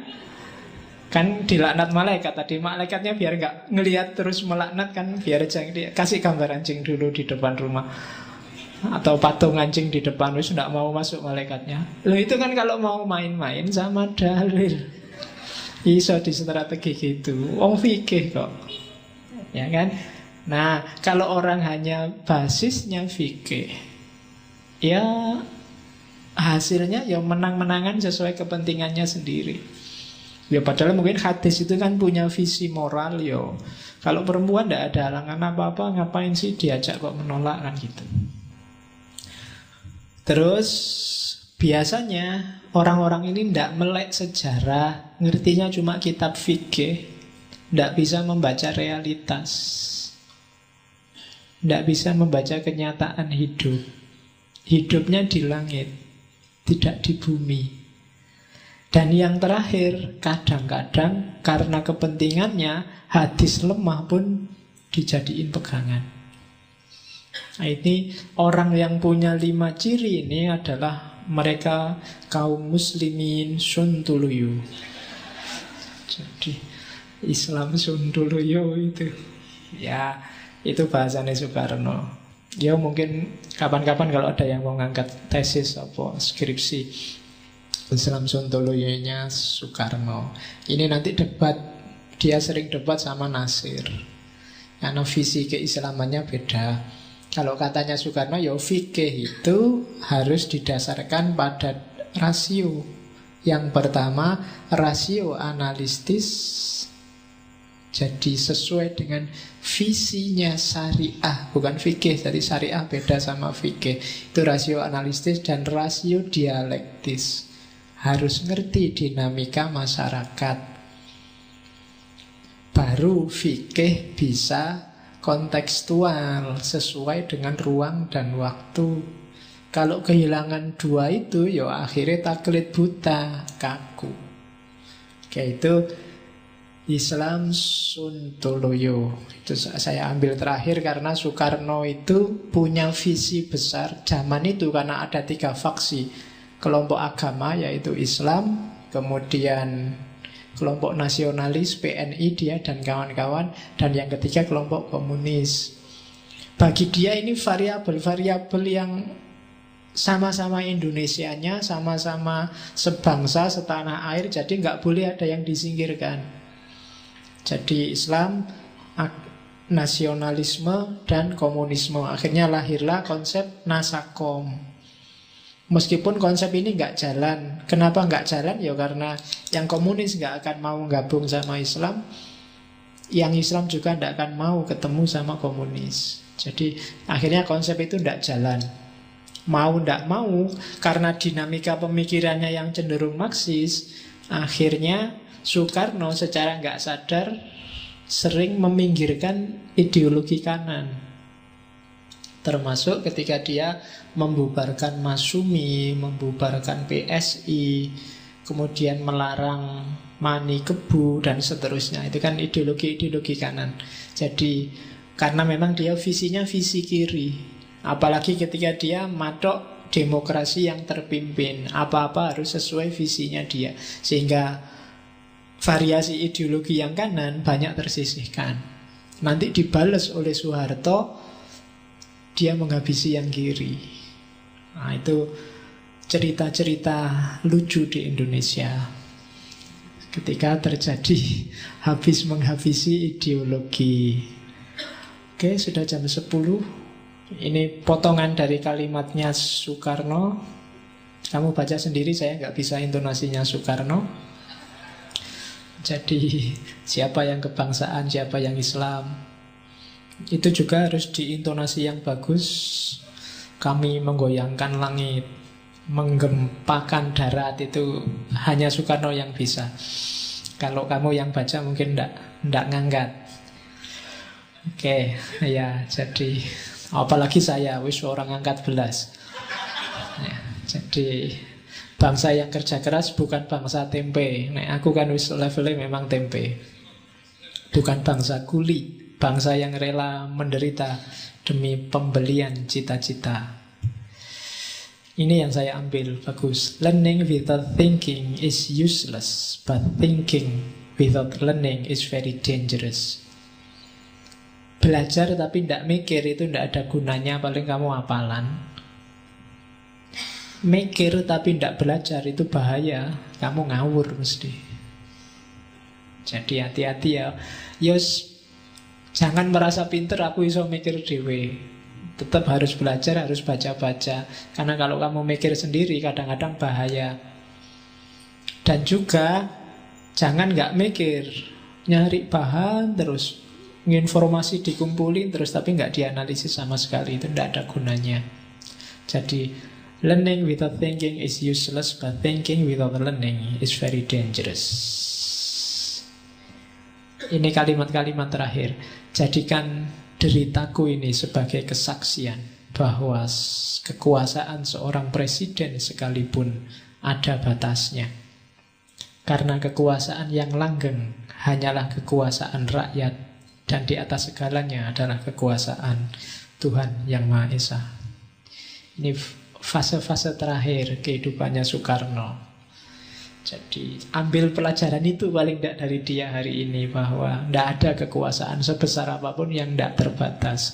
Yang lebih langgeng adalah kekuasaan rakyat, tapi di atas itu ada kekuasaan Tuhan.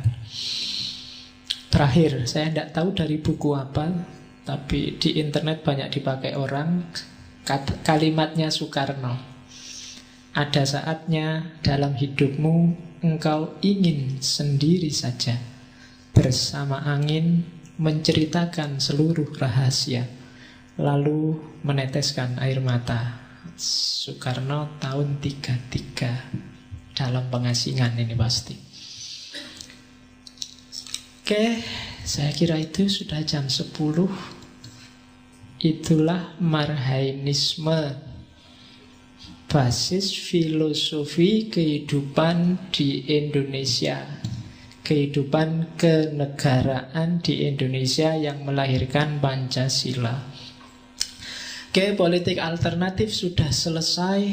Bulan depan kita akan bertemu para martir, para syahid, Sokrates, Al-Halad, Syekh Siti Jenar, dan Ismail Faruqi.